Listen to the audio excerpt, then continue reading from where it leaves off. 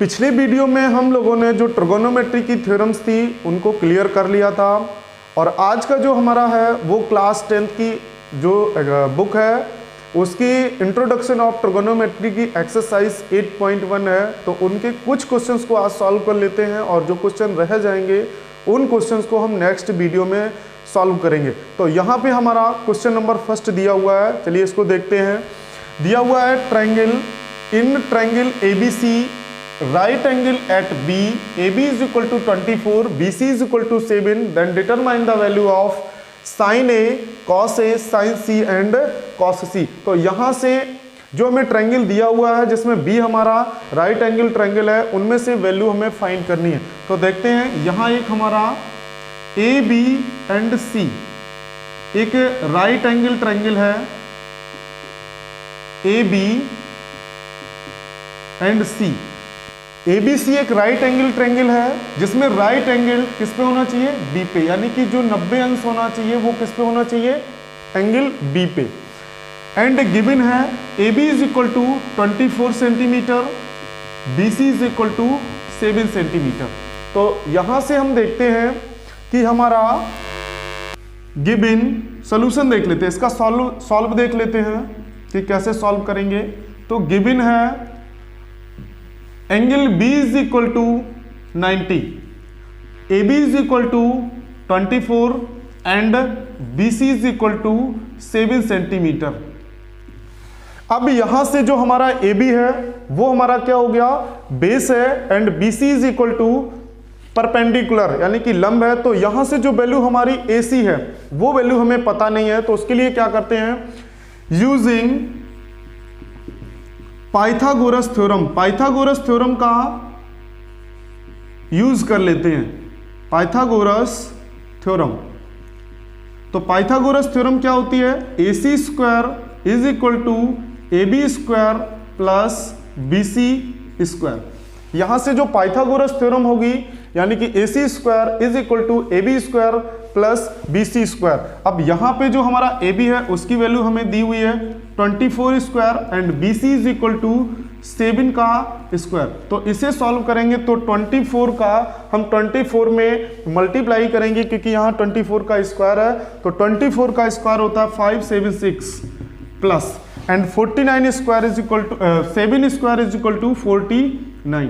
इसको हम जोड़ लेते हैं, सम करते हैं, तो यहां से हमारा 5 7 2 6 2 5 यानी कितना आ गया 625। Now AC is equal to root 625। तो इसका हम स्क्वायर जब निकालेंगे तो क्या आएगा, 25 इंटू 25 यानी कि 25। तो यहां से जो हमारा AC है वो कितना आ गया 25 सेंटीमीटर, और यही हमारा क्या है, हाइपोटेनस कर्ड है। इसके बाद में यहां जो सॉल्विंग करने के लिए दिया हुआ है, तो फर्स्ट कंडीशन में दिया हुआ है sine A is equal to and cos A is equal to, to value हमें फाइंड करनी है एक साइन में वैल्यू फाइंड करनी है और एक कॉस में। तो यहां पे हमें साइन A को एंगल क्रिएट किया हुआ है। जब हम साइन A को एंगल क्रिएट करेंगे तो साइन A में जो एंगल A क्रिएट करेंगे तो साइन A में वैल्यू क्या होगी, sine A is equal to होगा BC अपॉन AC। क्या होगा, BC अपॉन AC। अब यहां से जो हमें BC की वैल्यू है वो कितनी है 7, एंड AC की वैल्यू जो हमने फाइंड की है वो कितनी है 25 सेंटीमीटर। तो एक हमारा जो यहां पे वैल्यू आ रही है sine A is equal to 7 upon 25, एक ये आंसर होगा। अब cos A के लिए देख लेते हैं, cos A में क्या होगा, cos A is equal to होता है AB अपॉन AC। तो यहां से लिखते हैं AB अपॉन AC। तो AB कितना दिया हुआ है हमें 24 एंड AC कितना दिया हुआ है 25। तो यहां से हमारा ये सेकेंड आंसर आ जाएगा, cos A is equal to 24 upon 25 centimetre. Again हमें यहाँ पे दिए हुए हैं दो और मान निकालने के लिए, वो दिया हुआ है sine C is equal to and cos C is equal to. अब इस कंडीशन में क्या है, पहले जो एंगल जो यहाँ पे दिया हुआ था वो हमारा ए था, और नेक्स्ट में जो हमारा एंगल दिया हुआ है वो अब एंगल कौन सा है, वो एंगल हमारा सी है। तो इस फिगर से देखते हैं कि अगर हम इस एंगल को ना मान के एंगल सी से वैल्यू फाइंड करते हैं तो साइन सी के लिए हमारा क्या परपेंडिकुलर होगा और हाइपोटेनस सेम रहता है। तो जो एंगल हम मानेंगे यानी कि सी होगा तो उसके सामने का जो होगा वो हमारा क्या हो जाएगा, परपेंडिकुलर हो जाता है। तो यहां से हमारा क्या हो जाएगा, sine C is equal to A B upon A C. तो यहां से ए बी हमारा कितना है 24 और ए सी हमारा 25 सेंटीमीटर। जब हम यहां पे इस राइट एंगल ट्रायंगल में एंगल सी को मान के चलेंगे तो हमारा जो परपेंडिकुलर यानी कि दिशाओं की, ये मैंने थ्योरम में बता दिया था कि जो जब भी हम एंगल चेंज करेंगे किसी राइट एंगल ट्रायंगल में तो वहां पे हमारा जो परपेंडिकुलर और जो बेस है वो आपस में कैसे हो जाते हैं, इंटरचेंज हो जाते हैं, चेंज हो जाती है। इसके बाद यहां कॉस सी देख लेते हैं। कॉस सी आपका होगा बेस। अब हमारा बेस कौन हो गया, बी सी, और जो कर्ड है हाइपोटेनस है AC वो सेम रहेगा। तो यहां से हमारा आ जाएगा 7/25 सेंटीमीटर। तो यहां से हमारा sine A is equal to 7/25, cos A is equal to 24/25 centimetre, sine C is equal to 24/25 centimetre and cos C is equal to 7/25 centimetre find कर लेंगे।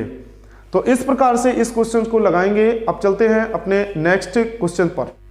नेक्स्ट क्वेश्चन है यहाँ पे, इन गिवन फिगर फाइंड, ये जो एक हमें figure दिया हुआ है इस फिगर से हमें फाइंड 10p माइनस 10r, यानी कि हमें 10p माइनस 10r की वैल्यू ये गिवन जो फिगर है उससे फाइंड करना है।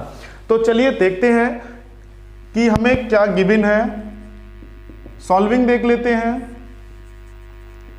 कि गिवन है इस फिगर में angle Q is equal to 90 degree, यानी कि जो हमें इस ट्रायंगल में दिखाई दे रहा है वो Q हमारा कितना है 90 अंश है। और क्या दिया हुआ है, PQ is equal to 12 centimetre and PR is equal to 13 centimetre.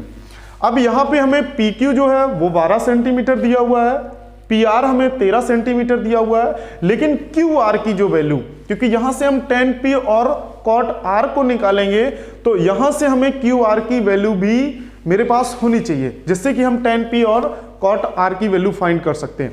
तो इसके लिए जब भी हमें एक ट्रायंगल दिया होता है और 2 साइड से दी हो और तीसरी साइड को अगर फाइंड करना है तो उसके लिए हम पाइथागोरस जो थ्योरम होती है उसका उपयोग कर लेते हैं। तो यूजिंग पाइथागोरस थ्योरम, यूजिंग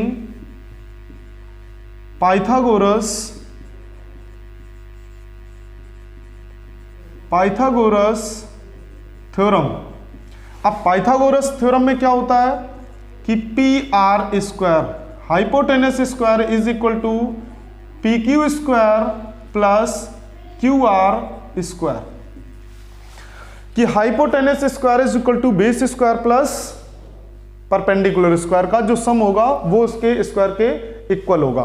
तो यहां से PR हमें कितना दिया हुआ है, PR हमें दिया हुआ है 13 का square is equal to PQ कितना दिया हुआ है 12 का स्क्वायर प्लस QR। अब यहां से QR की वैल्यू फाइंड करनी है तो हमारा QR square is equal to, अब इसको हम इस साइड लाते हैं यानी कि 13 का स्क्वायर कितना हो जाएगा 169 169, और जो 12 को इस साइड लाएंगे तो माइनस का 144 यानी कि 144। तो QR is equal to root में जब माइनस करेंगे तो कितना आएगा 25, तो QR इज इक्वल टू हमारा हो जाएगा 5 सेंटीमीटर। तो इस पाइथागोरस प्रमेय जो है उसका उपयोग करते हुए हम QR की जो वैल्यू फाइंड करेंगे वो हमारी कितनी आएगी 5 सेंटीमीटर। अब हम देख लेते हैं कि हमें क्या फाइंड करना है। फाइंड करना है 10p माइनस cot r। अब यहां पे जो एंगल tan P में फाइंड करना है, वो tan P में जो हमारा एंगल है वो कौन सा एंगल है, ये वाला। अगर हम tan P में P वाले एंगल को लेते हैं तो सामने की जो भुजा होगी वो हमारी कैसी हो जाएगी, परपेंडिकुलर, ये बेस हो जाएगा और ये हाइपोटेनस हो जाएगा, यानी कि ये हमारा लंब, आधार और कर्ण हो जाएगा। तो tan में क्या होता है कि, तो इसमें देखते हैं कि हमारा tan P minus cot R दिया हुआ, तो tan P के लिए जब हम देखेंगे तो ये हमारा एंगल क्या हो जाएगा, P। तो इसके सामने की जो भुजा होगी वो हमारी लंब होगी और इसके पास में जो भुजा होगी वो हमारी कैसी हो जाएगी, आधार, बेस, ये हमारा हो जाएगा परपेंडिकुलर। तो इस वाले में tan P is equal to होता है परपेंडिकुलर अपॉन बेस। तो परपेंडिकुलर हो गया हमारा QR और बेस हमारा हो गया PQ।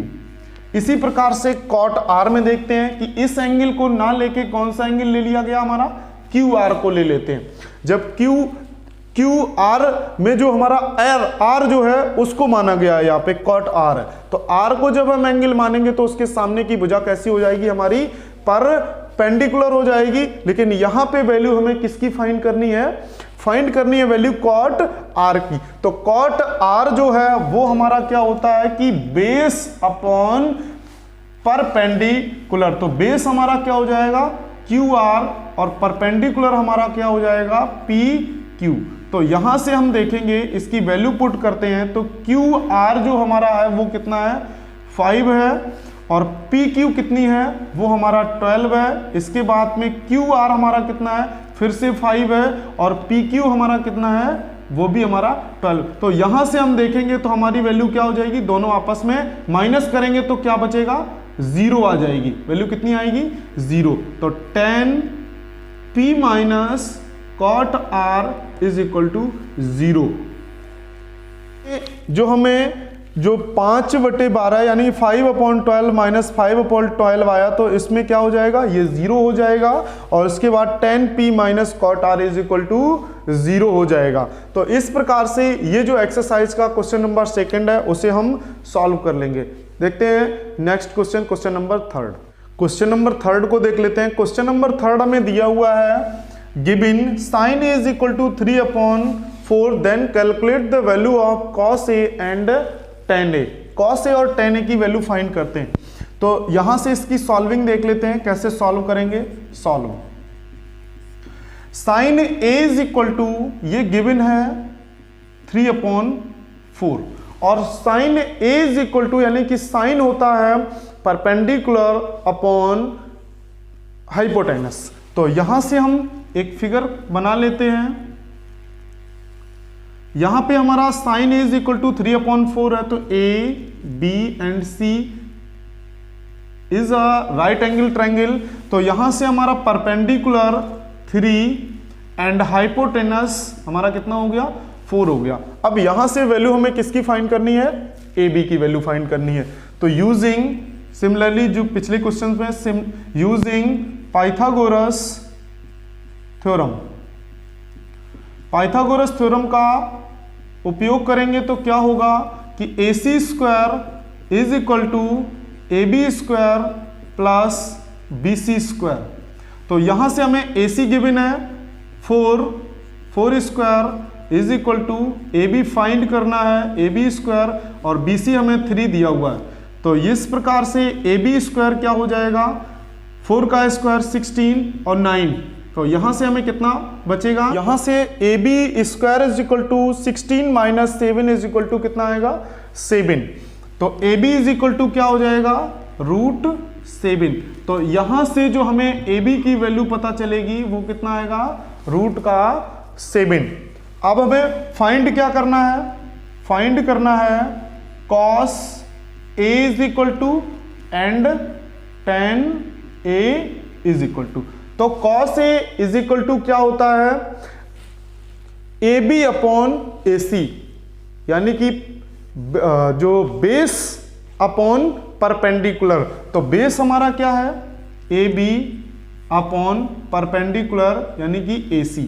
तो AB हमारा √7/4। तो cos A जो आएगा वो हमारा आ जाएगा √7/4। अब चलते हैं tan A में। तो tan A हमारा होता है कि जो हमारा परपेंडिकुलर होता है और जो बेस होता है, यानी कि परपेंडिकुलर अपॉन बेस, तो यहां से BC अपॉन AB, तो tan A is equal to BC हमारा कितना है 3 है और AB हमारा कितना है √7 है। तो इस प्रकार से यहां से हम cos A और tan A की वैल्यू को फाइंड कर लेंगे। तो यहां cos A हमारा हो गया कि √7 upon 4 and tan A is equal to 3 upon √7। Next question है क्वेश्चन नंबर 6। क्वेश्चन नंबर 6 देख लेते हैं, क्योंकि जो क्वेश्चन 4 एंड 5 है वो क्वेश्चन बिल्कुल सेम 1 2 3 के समान ही है, तो उन्हें आप लोग सॉल्व कर लीजिए। क्वेश्चन नंबर 6 देखते हैं कि क्वेश्चन नंबर 6 में क्या है।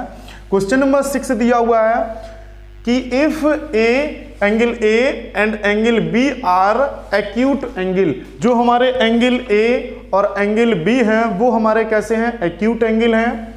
Such that cos A is equal to cos B, then find the value of so that angle A is equal to angle B। तो ये हमें क्वेश्चन दिया हुआ है। तो इस क्वेश्चन को सॉल्व कराने से पहले हम ये बता देना चाहते हैं कि इस जो ये क्वेश्चन दिया हुआ है इसी के समान एक थ्योरम थी, उस थ्योरम को हमने पिछले वीडियो में सॉल्व करा दिया है। तो आप इस क्वेश्चंस को हमारे पिछले वीडियो में देख सकते हैं। जो पिछला वीडियो है, पिछले वीडियो में आप देख सकते हैं, वहां पे हमने एक थ्योरम को सॉल्व कराया था, एक थ्योरम हमने सॉल्व कराई थी। उस थ्योरम में आप जाके यही question same to same question हमने सॉल्व कराया था, तो आप उस थ्योरम को देख के इस क्वेश्चन को आसानी से सॉल्व कर सकते हैं। अब इसमें जो बाकी क्वेश्चंस बचे हुए हैं उन क्वेश्चंस को अगला जो वीडियो अपलोड करेंगे उसमें आप उन क्वेश्चंस को देख सकते हैं। धन्यवाद।